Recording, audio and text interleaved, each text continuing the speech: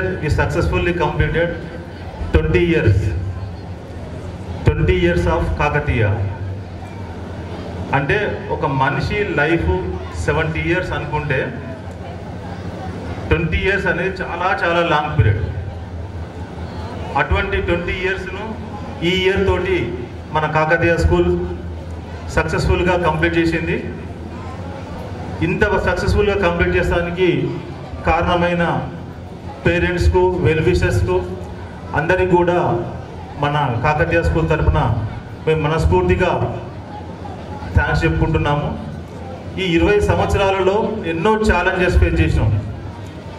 అంటే first IIT foundation school అని IIT foundation start చేసి కొన్ని వందల మంది స్టూడెంట్స్ను ఐఐటిఎన్స్గా, ఎన్ఐటీస్ ప్లస్ డాక్టర్స్గా, అంటే రకరకాల రంగాలలో కొన్ని వందల మంది స్టూడెంట్స్ను మేము స్కూల్ నుంచి తయారు చేసి మంచి మంచి కాలేజీలలో కూడా జాయిన్ చేయించి మంచి మంచి ప్యాకేజీలతో ఇప్పుడు చాలామంది స్టూడెంట్స్ వాళ్ళ పేరెంట్స్ హ్యాపీ లైఫ్ లీడ్ చేసడానికి మన స్కూల్ కారణమైనందుకు మా స్టాఫ్కు, మా మేనేజ్మెంట్ అందరికీ కూడా నేను థ్యాంక్స్ చెప్పుకుంటున్నాను. అయితే స్కూల్ పెట్టినప్పుడు ఎట్లా ఉండే అంటే ఒక పేరెంట్స్కు నేను చెప్తున్నా, ఇప్పుడు అప్పుడు ఎంటర్టైన్మెంట్ చాలా తక్కువ ఉండే. ఎంటర్టైన్మెంట్ అంటే ఒక టీవీ ఒకటే ఉండే, లేకపోతే సినిమా అనేది ఒకటే ఉండే. అప్పుడు పిల్లలు ఏంటంటే స్కూల్ అయిపోగానే ఇంటికి పోయి ఎక్కువ వర్క్ చేసేది. ఎక్కువ వర్క్ చేసుకుంటూ ఎంటర్టైన్మెంట్ లేదు కాబట్టి వాళ్ళ ఫోకస్ అంతా కూడా గేమ్స్ కానీ లేదా స్టడీస్ మీద, ఎడ్యుకేషన్ మీద ఉండి టీచర్స్ చెప్పిన, పేరెంట్స్ చెప్పిన స్టూడెంట్స్ అందరు కూడా వాళ్ళ మాటలు వినుకుంటూ చాలా చాలా డెవలప్ అయిన స్టూడెంట్స్ చాలామంది ఉన్నారు. కానీ ఇప్పుడున్న సిచ్యువేషన్లో అంటే మనం చెప్పాలంటే కరోనా ముందు, కరోనా తర్వాత మనం చెప్పుకోవాలి పిల్లల గురించి. కరోనా తర్వాత ఏమైందంటే మేము తప్పని పరిస్థితులలో ఆన్లైన్ క్లాసెస్ స్టార్ట్ చేసినాం. ఆన్లైన్ క్లాసెస్ స్టార్ట్ చేసినప్పుడు మీరు కూడా రిస్క్ అయినా సరే ప్రతి స్టూడెంట్కి ఒక మొబైల్ ఫోన్ కొనిచ్చారు. మొబైల్ ఫోన్ కొనిచ్చి మేము ఆన్లైన్ క్లాసెస్ స్టార్ట్ చేసినప్పుడు ఆ క్లాసెస్కు వాళ్ళు ఏంటంటే నెమ్మదిగా ఆ మొబైల్ ఫోన్కు ఎడిక్ట్ అయ్యే పరిస్థితి వచ్చింది.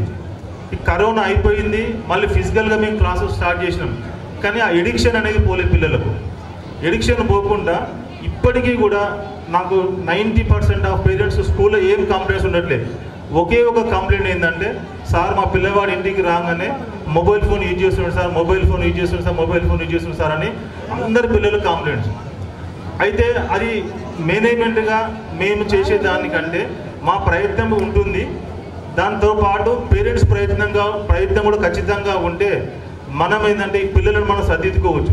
ఇట్లనే కంటిన్యూ చేసుకుంటూ పోతే ఆ పిల్లలు ఏమవుతుందంటే ఆ మొబైల్స్లలో ఎంత అగ్రెసివ్గా ఉంటుందో తెలియట్లేదు. చాలా సాఫ్ట్గా ఉండే పిల్లవాడు కూడా ఎప్పుడైతే రియాక్ట్ అవుతాడో తెలియదు. మేము కూడా పిల్లలతో మాట్లాడుతుంటే వాడు అప్పటికప్పుడే మంచిగా ఉంటాడు, అప్పటికప్పుడే ఫ్రెండ్స్తోని కనుక రియాక్ట్ అవ్వకుండా ఆ పంచాయతీ పెట్టుకోవడమో, తిట్టుకోవడమో, కొంచెం మూడీగా ఉండడమో, వాడు నైట్ మొబైల్ ఏం చూసి వస్తాడో తెలియదు. వస్తేనేమో క్లాస్కు విపరీతమైన ఆనందంతో వస్తున్నాడు, లేకపోతే విపరీతమైన డల్నెస్ వస్తున్నాడు. ఏందిరా అంటే ఏదో వాళ్ళ ఫ్రెండ్స్ అందరినీ కనుక్కుంటే, సార్ అది జరిగింది సార్, రాత్రి వాడు మొబైల్ అది చూసింది సార్, ఇది చూసింది సార్, హర్రర్ సినిమా చూసింది అనవచ్చు, రకరకాల యాక్టివిటీ చూసింది అనవచ్చు. ఇవన్నీ జరుగుతున్నాయి. ఈ కరోనా అనేది మా మేనేజ్మెంట్కు, పేరెంట్స్ కూడా ఒక పెద్ద గుణపాఠం లెక్క తయారైంది.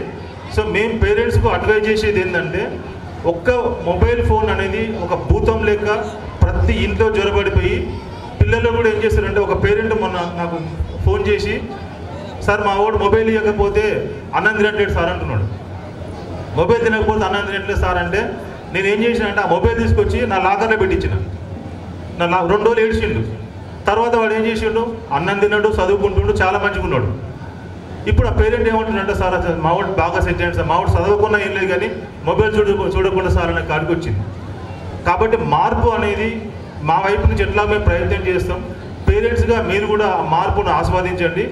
ఎందుకంటే సమ్మర్ హాలిడేస్ వస్తాయి, సమ్మర్ హాలిడేస్ రాగానే కథం వాడు మొబైల్ పట్టుకొని కూర్చుంటాడు. ఆ పిల్లలను మనము జూన్లో వచ్చిన తర్వాత మోటివేట్ చేసి ఎడ్యుకేషన్ చదువు చెప్పడానికి చాలా చాలా ప్రయత్నం అవుతున్నది. సో కాబట్టి దయచేసి ఏంటంటే పేరెంట్స్ వాడు అలుగుతాడు, ఏం చేస్తాడు, ఏది ఉన్నా కానీ ఆ మొబైల్ ఒక్క దానికి దూరంగా ఉంచండి. మీ స్టూడెంట్స్ కూడా అద్భుతంగా తయారవుతారు. దానికి మేము మా వైపు ప్రయత్నంగా మేము చాలా రకరకాల ప్రోగ్రామ్స్ కండక్ట్ చేస్తున్నాం.